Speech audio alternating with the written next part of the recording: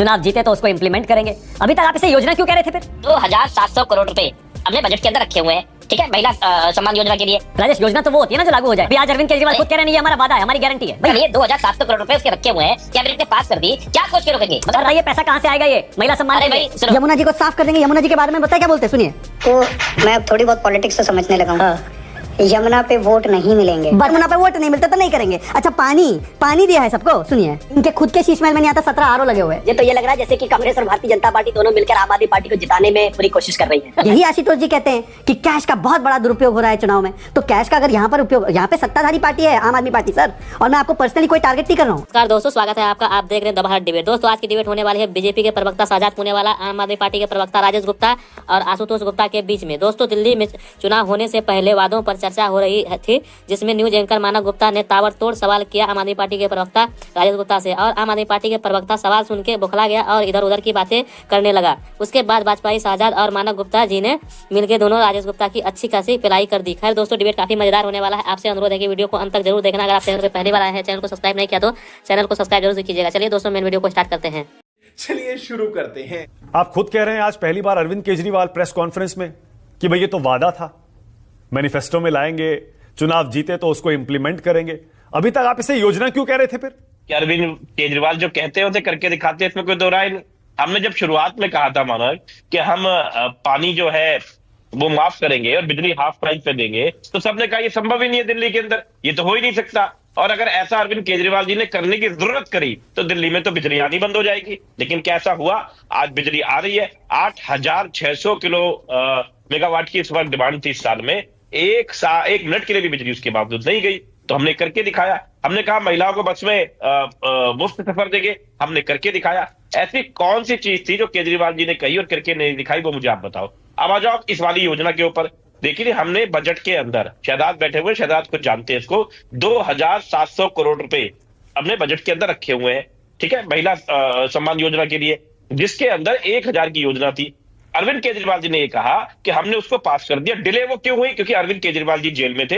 हमारे सारे बड़े नेताओं को जेल में डाला ताकि दिल्ली की जनता जो बार बार आम आदमी पार्टी को चुन रही है, उनके साथ में ये अपना बदला ले सके। अब आने के बाद में पास कर दी कि भाई 1000 रुपए हम देंगे और चुनाव जीतने के बाद में हम 2100 कर देंगे। तो लेकिन ये साला कर क्या रहे हैं यहाँ पर ये तो अलग चीजें हैं राजेश। योजना तो वो होती है ना जो लागू हो जाए। अभी आज अरविंद केजरीवाल खुद कह रहे हैं ये हमारा वादा है, हमारी गारंटी है। भाई योजना है या गारंटी है? योजना है या वादा है? मैं फिर कह रहा हूं, जो 1000 वाली है वो पास कर दी है। वो पास होने के बाद में हमारी कैबिनेट के पास में होके हमने पास कर दिया। उसके बाद में फाइल आगे चली गई है और वो जल्दी ही उसके ऊपर साइन हो जाएंगे, ठीक है। ऊपर भी हमारे तो हो गए। आपको यकीन है उस पर साइन हो जाए? उसके लिए ये उसके लिए देखो मानक, उसको रोकने का कोई इनके पास तरीका नहीं है। 2700 करोड़ रुपए उसके रखे हुए हैं, कैबिनेट ने पास कर दी, क्या सोच के रोकेंगे? मतलब पर राजेश भाई, एलजी साहब ने जांच के आदेश दे दिए मुख्य सचिव को। वो कह रहे हैं पहले ये बताइए पैसा कहां से आएगा ये महिला सम्मान के लिए? अरे भाई सुनो, ये तो यही है, ये तो बिल्कुल ऐसे ही है। मैं आपसे फिर पूछ रहा हूं, कई प्रदेशों में भाजपा ने ये अनाउंस करा। अब इसके तरीके से पहले जांच हो जाए, पैसा कहां से आ जाएगा। नुकसान में इनकी सरकारें बात चल रही है। दिल्ली की एकमात्र सरकार है जो प्रॉफिट में चल रही है, हम सब जानते हैं। दिल्ली में पूछ रहे पैसा कहां से आएगा, मध्य प्रदेश में कैसे आ सकता है, महाराष्ट्र में कहां से पैसा आ सकता है, पता नहीं। टोटल नुकसान में है, पूरे राज्य को बिठाई दे रहे हैं, लेकिन वहां कोई पूछने वाला नहीं। टोटल मसला देश की दिल्ली की जनता देख रही है। अब $1 मिलियन क्वेश्चन जो शहजाद और किशन भगत भी आपसे पूछेंगे और मैं भी पूछ रहा हूं। पंजाब में भी तो आपने यही कहा था ना, महिलाओं के अकाउंट में पैसे डालेंगे। चुनाव का रिजल्ट कब आया था पंजाब का? सरकार बने कितने साल हो गए पंजाब में आपकी? मैं ये कह रहा हूं पक्का डालेंगे। देखो, जब पंजाब की सरकार इन्होंने हमें दी, कितने घाटे में दी थी, उस सबके बावजूद हमने वहां बिजली अच्छी करी। हमने वहां पे फ्री जीरो बिजली के बिल आ रहे हैं, आपके सामने जाके देख सकते हो, वहां पे ग्राउंड रिपोर्टिंग चेक कर लो। हमने स्कूल अच्छे कर दिए। हमने थर्मल प्लांट जो ये बेचा करते थे, हमने खरीद लिया, प्राइवेट कंपनी से खरीद के हम उसको चला रहे हैं। हमने मोहल्ला क्लिनिक बनाए, स्कूलों की व्यवस्था अच्छी करी। और जो हमने 1000 की बात करी, अरविंद केजरीवाल जी ने खुद जाके वहां पे कहा था चुनाव में कि 1000 मैंने देने का क्या रखा है, मैं ब्याज समेत 1100 रुपए दूंगा, उसकी चिंता मत करो। तो सारी योजनाएं धीरे धीरे हो रही है, उसको वहां पे कर देंगे। समझ रहे हो? एलजी साहब का क्या रोल चुनाव के अंदर? पहले तो मुझे समझाइए, एलजी साहब क्यों 3-3 जांच के आदेश दे रहे हैं? मैं उस पर आऊंगा, पर मुझे मेरा ओपनिंग स्टेटमेंट करने दीजिए, क्योंकि मेरे राजेश भाई ने इतनी सारी चीजें बोली है। मैं राजेश भाई, हम दोनों डिबेट में हो तब तो ठीक है। एक और व्यक्ति ऐसे है जो आम आदमी पार्टी को अंदर बाहर पूरा जानते हैं, तो कम से कम आपने जब ये स्टेटमेंट किया है कि हम जो कहते हैं करके दिखाते हैं, तो यहां पर बैठे हुए राजनीतिक विश्लेषक के रूप में आज जो आशुतोष है वो बताएंगे कि आपने तो बोला था छोटे घर में रहेंगे, शीश महल में चले गए। आपने बोला था कांग्रेस से कभी हाथ नहीं मिलाएंगे, कांग्रेस से हाथ मिला लिया। आपने बोला था स्वराज से हर चीज करेंगे, शराब पर चले गए। आपने बोला था कि हम 500 नए स्कूल बनाएंगे, 500 से 50 के नए नाम बता देना नए स्कूल के। आपने बोला था 20 नए यूनिवर्सिटी, 20 नए हॉस्पिटल बना देंगे, 20 नए स्कूल हॉस्पिटल और 20 नए यूनिवर्सिटी के नाम बता देना। आपने बोला था प्रदूषण मुक्त कर देंगे, प्रदूषण मुक्त किया कि नहीं बता देना। यमुना जी को साफ कर देंगे। यमुना जी के बारे में बताए क्या बोलते, सुनिए। तो मैं अब थोड़ी बहुत पॉलिटिक्स तो समझने लगा हूँ।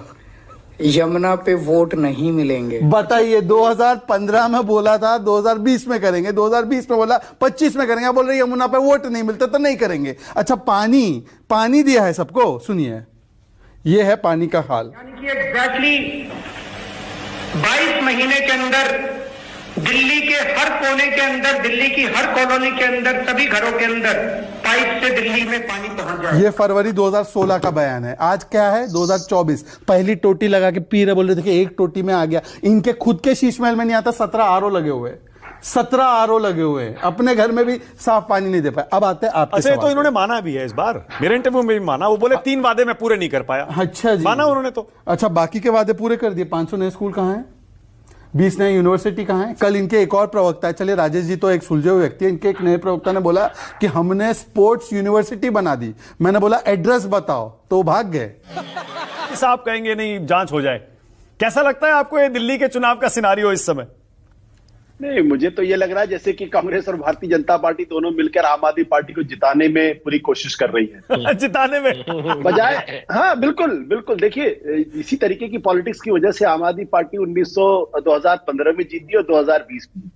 आपको अपना ब्लूप्रिंट लेकर आना चाहिए, आपको अपना विजन लेके आना चाहिए कि आप दिल्ली के लिए क्या करना चाहते हैं। अगर आप एलजी महोदय चुनावी वायदों पर अगर इस तरीके से जांच के आदेश देने पड़ेंगे, करने लगेंगे और कांग्रेस पार्टी जाके एफआईआर करने लगेगी, तो फिर हर चुनाव के पहले हर प्रदेश के अंदर हर सरकार या हर पार्टी के खिलाफ एफआईआर होगी और उसमें कुछ लोग जेल जाएंगे। देखिए, दिल्ली के अंदर क्या है, पर कैपिटा इनकम आज की तारीख में 4,61,000 के आसपास है। तो जब जहां 4,61,000 की का पर कैपिटा इनकम है, नेशनल एवरेज से तिगुना है, तो वैसे में एक ब्लूप्रिंट चाहे कांग्रेस पार्टी लेके आए, चाहे भारतीय जनता पार्टी आए, लेकर आए कि रेवड़ियों से अलग दिल्ली का विकास कैसे हो सकता है। और दिल्ली के विकास को शीला दीक्षित ने करके दिखाया है।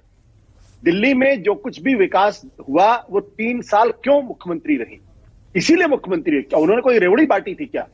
उन्होंने कोई फ्री फंड की या फ्रीबीज की बात नहीं की थी।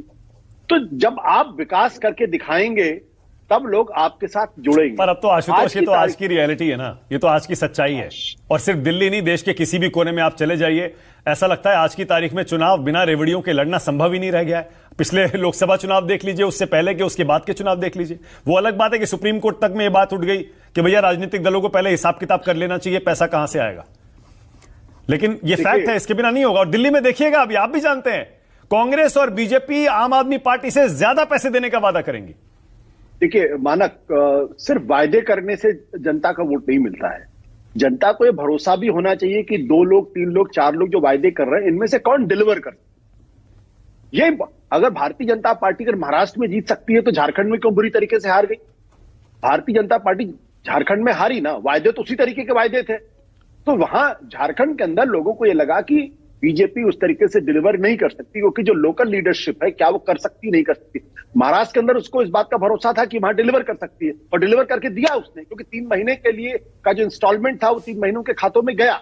इसलिए वो बुरी तरीके उसलिए जीते और भयानक तरीके से जीते, और ऐसी जीत हुई जो महाराष्ट्र के इतिहास से पहले नहीं हुई थी। तो सिर्फ वायदे करने से काम नहीं चलेगा। ओके, बात तो सही है। 3 में से 2 शिकायत खा गए। एक तो वादों पे जांच नहीं हो रही है, जांच इस बात की हो रही है कि एक ऑनगोइंग सरकारी स्कीम है, उसको फिर आपने एक ऐसी स्कीम से जोड़ा जो है नहीं, 2100 रुपए वाली, और उसमें आपके कार्यकर्ता फॉर्म भरवा रहे हैं महिलाओं से और वोटर आईडी ले रहे हैं, बाकी चीजें डिटेल्स ले रहे हैं। क्या ये अलाउड है कि सरकारी स्कीम का रजिस्ट्रेशन पार्टी के कार्यकर्ता करे? क्या ऐसा होता है क्या सरकारी स्कीमों में? सेकंड जो जांच है, और आशुतोष जी का मुझे ऑन रिकॉर्ड याद है, हमने डिबेट की थी पेगासस पे, कांग्रेस ने हम पे आरोप लगाया, सुप्रीम कोर्ट तक जांच हुई। तब मैं बोलता था पेगासस बहाना है, सिर्फ ध्यान भटकाना है। आशुतोष जी बोलते थे कि अरे जांच हो जाने दो, कांग्रेस जांच करने की मांग कर रही है ना, और तो क्या मांग रही है? तो आज भी तो कांग्रेस जांच ही मांग रही है ना। आज तो कांग्रेस जांच ही मांग रही है ना। पंजाब की इंटेलिजेंस का अगर गलत इस्तेमाल हो रहा है, और बग्गा को तो पकड़ी थी ना पंजाब की पुलिस। पंजाब की पुलिस ने कैसा व्यवहार किया लोगों के साथ वो देखा है ना हमने। और तीसरी बात जो कह रहे हैं वो ये कह रहे हैं कि कैश का इस्तेमाल पंजाब से लाकर किया जा रहा है। यही आशुतोष जी कहते हैं कि कैश का बहुत बड़ा दुरुपयोग हो रहा है चुनाव में। तो कैश का अगर यहां पर उपयोग, यहां पे सत्ताधारी पार्टी है आम आदमी पार्टी सर, और मैं आपको पर्सनली कोई टारगेट नहीं कर रहा हूं। आप ये मत बोलना अभी नेक्स्ट वाक्य में, देखो भाजपा वालों का खाना हजम नहीं होता अगर मेरा नाम ना ले। आपने क्योंकि विश्लेषण किया तो मैं विश्लेषण का जवाब दे रहा हूं। आखिरी बात मैं सिर्फ इतना पूछना चाह रहा हूं आशुतोष जी, आप पता नहीं दिल्ली में रहते नहीं रहते, पर कल और आज करावल नगर, GK2, वेस्ट दिल्ली, सोनिया विहार, अनेकों जगह पावर कट हुई है। ये तो बिजली का हाल है दिल्ली में। और आखिरी और लास्ट फाइनल बात, इंडिया अलायंस से निकल जाओ ना राजेश जी, 24 घंटा हो गया। अजय माकन पर इन्होंने कार्रवाई की। वीडियो को अंत तक देखने के लिए धन्यवाद। आज का ये डिबेट वीडियो आप लोग को कैसा लगा आप लोग कमेंट सेक्शन में अपनी राय जरूर दे सकते हैं। अगर आप लोग अभी तक चैनल को सब्सक्राइब और वीडियो को लाइक नहीं किया तो वीडियो को लाइक और चैनल को सब्सक्राइब जरूर कीजिएगा। चलिए दोस्तों, मिलते हैं लेटेस्ट डिबेट वीडियो में, तब तक के लिए जय हिंद, जय भारत, वंदे मातरम।